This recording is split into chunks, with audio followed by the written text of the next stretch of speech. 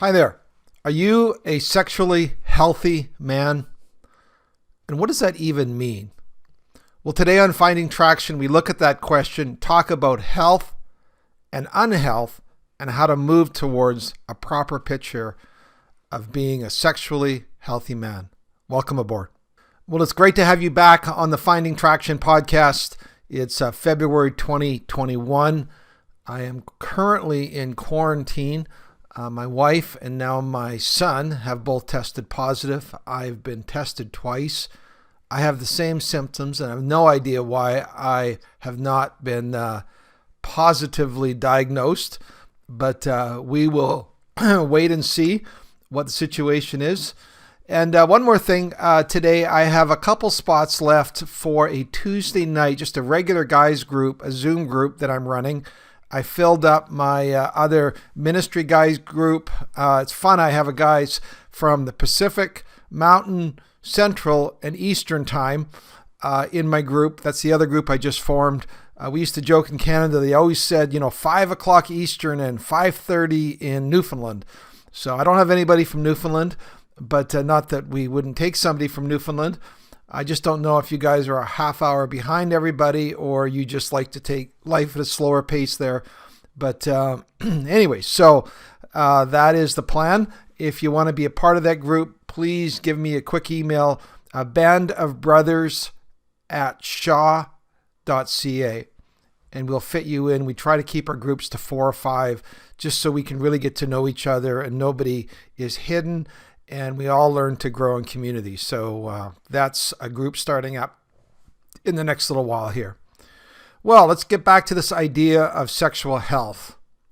I don't know if, I'm sure you've seen or maybe read some of those men health magazines, the proper men's health magazines, and they show some kind of ripped guy working out, and how to be a healthy man. And it's always funny in those magazines, the magazine's full of advertisements about supplements and other artificial things that you need to put into your body in the middle of an article or a magazine, which is supposed to be about being a healthy person on your own. But anyways, we'll leave that alone. But today's podcast and next podcast, I want to get into a couple books that I've read recently that are really rocking my world. And the two books... They're actually books that are written more as a collection of essays. They're entitled The Sexually Healthy Man and The Psychology of Porn. They're both by the author and therapist Andrew Bauman, who is a fellow struggler in the area of pornography. He's a therapist. He lives and works out of the Seattle area, and the books are intense. They're out of the box. They're really not like most of the other typical books on porn recovery, and they're incredibly thought-provoking. You might not agree with everything he says, but they will certainly make you think. And I'd love to have the author of those books on my podcast. I'm working on it. But in the meantime, I'm going to tell you about why the books and how the books have impacted me. And they've lodged a little bit like some kind of brain worm or earworm in my thinking. So I want to just unpackage this whole idea around what does it mean to be a sexually healthy man. And Andrew Bauman, he gives a picture, there's a diagram, and I've stuck, should be in your show notes, a link that you can go to the picture that is on his website and look at some of his other resources as well. But he talks about what that looks like. And next week, we're going to then drill down into how this pattern of being healthy or unhealthy relates to the ways that we interact with women. So that's for next week. But again, there's a link in the podcast. And I want to walk through these 12 different sort of examples of what it means to be sexually healthy and what it means to be sexually unhealthy. So number one is the whole thing of being emotionally distant versus emotionally present. To put it simply, if you're married, does your spouse feel like at times they are living with a stranger? Do you at times just check out? And your wife is left wondering, well, where did you go? Well, you probably know where you went, but you certainly don't want to tell her. So the whole idea of being emotionally distant versus emotionally present. Number 2 is having a secret, hidden life versus an authentic, true life. And if we are to maintain our compulsive sexual behaviors, we have to make a habit of practicing little deceptive words and little deceptive practices. And over time, we develop a lifestyle of being hidden. The more we do this, we create a false self that we project to those we love.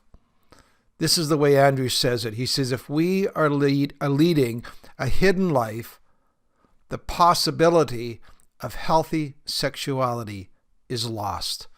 So that's number 2. Number 3 is fantasy versus real life. Let's go back to that statement, where did you go? Or, you check out sometimes. Well, the bottom line is we develop, in the immature side of us, a whole pattern of living in a world that we wish we had, rather than the actual word and world that we really have. To quote Andrew again, fantasy brings relief, but it doesn't bring restoration. Number 4, arrogance versus humility. Andrew puts it this way: I've never met a sexually healthy, arrogant man. Now, if that seems like a bit of a stretch to you, I'm going to put it my own way. In our porn world, we are king. Over time, kings have a tendency to want to act like kings. Arrogance versus humility. Number 5, isolated versus community. Healthy people, they live out their lives fully and transparently with others in real authentic community. The sexually unhealthy man hides away from other people, alone with the doors closed, alone in front of a computer after their wife goes to bed, away from the nutrients of being with other people. Isolated versus community. Number 6, immature versus mature. In other podcasts, we've talked about how things like compulsive porn use, they tend to just put and push a pause on our maturation, the social ways we relate to other people, the emotional growth that normal people go through. If we continue to live that way, we spend the rest of our lives growing, older, but not growing up. And we're kind of living, we might be 30, 40, 50, and we're living like oversexed teenagers, no offense, teenagers, but simple things like delayed gratification or being willing to wait, all of those hard things that we learn in growing up are put aside, or we don't have to deal with it. So that's number 6, the whole area of immaturity versus maturity.